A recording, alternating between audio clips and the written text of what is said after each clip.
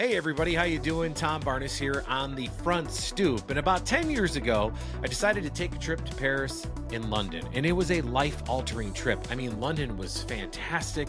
It was a place where you go and you're like, oh, I feel like I've been here before and I could totally live here. It was just magical, right? And then you hop on the underground train, the channel, or whatever they call it, and you go to Paris. And it was a little bit of a unique experience, right? You know, you get off at the train station and right away people are trying to scam you into taking like their cab to go 2 miles for, $1,000, right? Which is kind of one of the things that happened to me almost. Luckily enough, we figured it out. Hopped in an Uber, just using the Uber app, and went on my merry way. And it was a life-changing trip at that part of the leg of the trip as well in Paris. I mean, I walk down the Champs-Élysées and saw the Arc de Triomphe and the Louvre and Notre Dame and all these things. And it was a wonderful time. And I had about a 6-year-old daughter at home at the time. So like, what kind of dad am I if I don't bring home souvenirs for my kids? I had a son at the time, who I still have a son at the time, but I have 3 kids now. So I had 2 at the time. So my daughter was about 6. My son was about 3. I go to Paris. In London, I brought my son something from London. I think it was a double-decker bus, little car thing. Brought my daughter a replica of the Eiffel Tower. And I give it to her, and she was just like, oh my gosh, this is so cool, for 6-year-olds, right? And she's like, Daddy, I want to go to Paris. And I said, okay, well, you know what? We'll go when you're 16. She's 6 at the time. So I'm thinking, I got plenty of time to worry about that.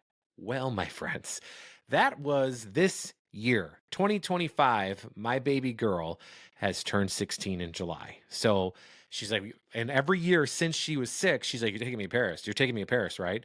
So I was like, yeah, I mean, why not? Let's go to Paris. Me and her, we're very much alike. We're both introverts in a way. I'm probably a little less of an introvert than my daughter is. And, she said she didn't want to fill her social bucket, right? Which I agree with and I understand. And going to Paris, though, you got to have some exceptions to the rule of the social bucket. Meaning, you kind of have to do a lot of things in a short amount of time because we weren't there for a long time. So I preemptively talked with her and told her about all that I had planned, right? Because she didn't plan for anything. She's 16, so I get it. I asked her to give me a wish list, and she, on the wish list, number 1, as you can imagine, is the Eiffel Tower. So I'm playing some video of our trip, just short little snippets that I did on, for Instagram, and put it up on there and had all the fun of our trip. So, I just wanted to document the trip and I wanted her to have a good time, but it's just the 2 of us. So, a little wary of going on a trip and making sure your daughter has a good time. You're in a foreign city. I don't speak French whatsoever, but I wanted her to have a good time. So we go to Paris and it's stunningly beautiful. Go to the Louvre and we were able to take a hop on, hop off tour on our 3rd day. That's kind of how the video goes. So I'm kind of going along with the video. Got to see the Arc de Triomphe. And it's just in its beauty and how wonderful that is when you're driving on a hop on, hop off bus tour after 3 days of walking everywhere. It's wonderful to do that. Looking at the Olympia, which is a venue in Paris where like the Beatles and the Stones plays, we saw this wonderful cafe where we sat down and I had steak frites. It was phenomenal. It was my daughter's first time really enjoying the French cafe for like dinner, and then we just kind of walked around. We bummed around Paris all over the place, just wandering around and seeing the Louvre. The park that's connected to Louvre was kind of a happy accident because our hotel is kind of on it. So we walked in there, and every once in a while we'd stop and we'd take a nice video of the Eiffel Tower. I'm showing video of walking through the garden right now, but at the top you can see the Eiffel Tower far off in the distance. And, it was just a wonderful time. I was really glad that I was able to experience Paris with my daughter, Lou. And, and all in all, we had a really good time. Since we're both alike, we both got tired about the same time of day.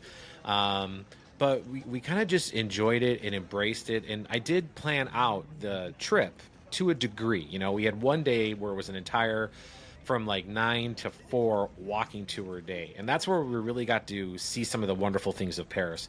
But on the days of like the hop on, hop off tour, we kind of just hopped on and hopped off as we saw fit and just, soaked in the city. But the tour, though, got us up to the Basilica that's kind of at the top of Paris, right?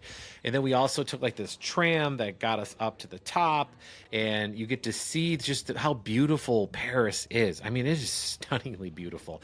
And I'm like a little bit of a hopeless romantic. So showing my daughter there when we were there how beautiful Paris could be. And the day we were there on this walking tour was stunning. There was no clouds. It was like 60 degrees outside. And then on that particular day, they had like a wine festival at the top of the Basilica that is in Paris, right? And all these vineyards are out there with their little pop-ups, and there's food and there's cheese, and the tour guide's like, oh my gosh, this is so great that you have this today. You should really enjoy it. But we walk through that particular town, and the name is escaping me of the town that's by the Basilica that's up on the hillside here. But it's very art friendly. I mean, there's a plaza that you're looking at right now that is just beautiful. I mean, you feel like you're kind of in a Hallmark movie the entire time, but in a good way. Like I was a sub story of a Hallmark movie, at Christmas where, daughter and dad are in Paris, and then, daughter finds true love with some guy she meets in Paris. It's kind of the vibe that it felt like. So I was doing my part as the dad, just kind of showing her around Paris, and we stumbled upon a protest. So naturally, which the guy in the tour guide was very much like, it's very, very Paris, very French to be at a protest. And then they had like these guys playing the drums here, kind of reenacting an old Napoleon battle, if you will, during the French Revolutionary War or something. I can't remember what the guy said. Either way, it was just fun to hang out and walk around and walk the cobblestone streets and taste the food. I mean, it was just, it was so good. And, you try to be respectful of everybody there and not have your phone out like a typical American tourist trying to record everything. So I try to do everything in short snippets of our time there because I wanted to enjoy it, really. I didn't want to just sit and live behind a phone, which has happened to me in the past for other things. So as we were on our tour and walking, I just kind of shot as we walked, like literally holding my phone up, enjoying this is one of the things I loved. I loved our croissant and coffee little dates that we had. And then we're out walking the streets again of Paris. And I just love the outdoor cafes where they just have them right there in the middle of the city.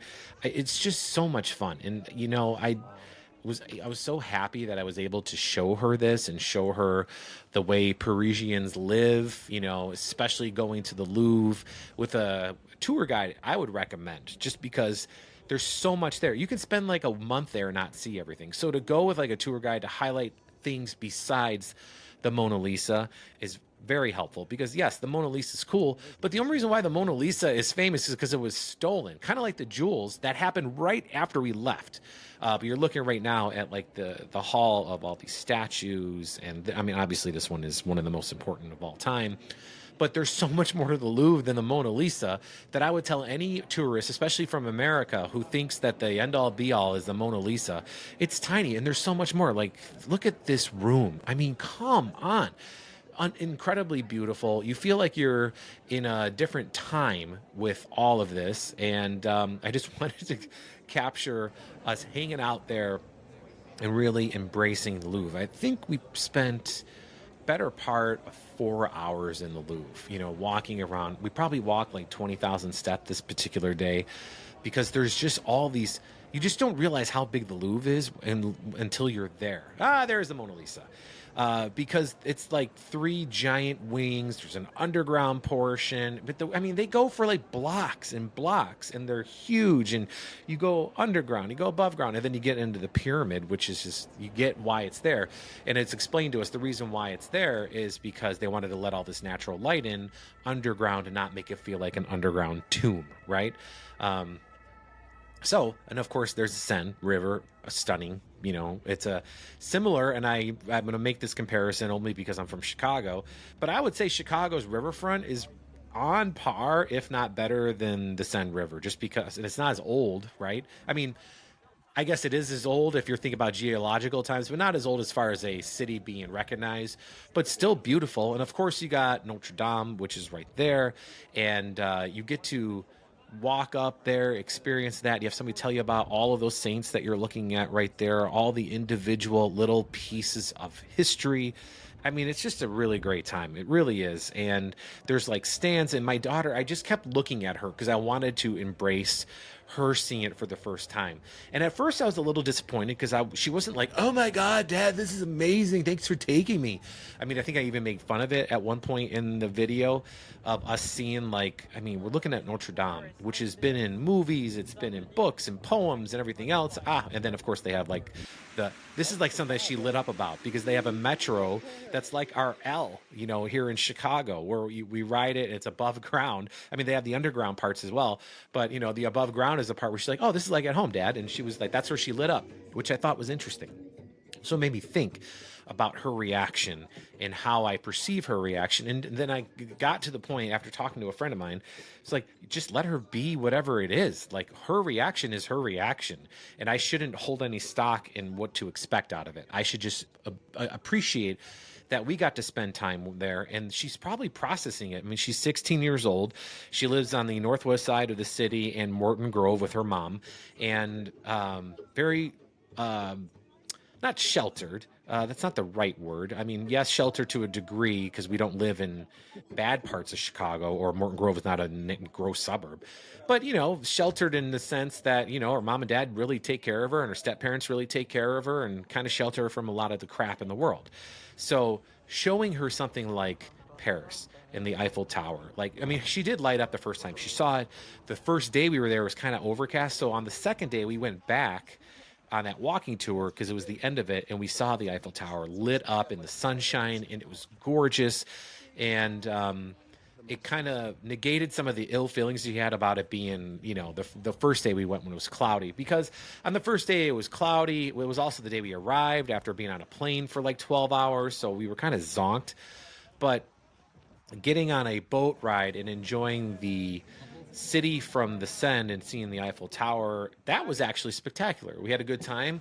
We got to rest our feet, as she would say. Our dogs were barking, so we kind of just hung out and enjoyed that time. And everything I read about going to Paris, it was like, don't take the river cruise dinner thing. That's kind of lame, because if you go anywhere in any city in America and you do a river cruise, you're not really expecting it to be all that great as far as the food. You're there for the scenery. So we had some snacks and we enjoyed the scenery, and really just marveled at the architecture and listening to what people were telling us about the different buildings and what was gifted to them by certain countries. I mean, you're looking at and then we saw dancing on the river, which I kind of just loved. Just dancing on the river in Paris was just phenomenal.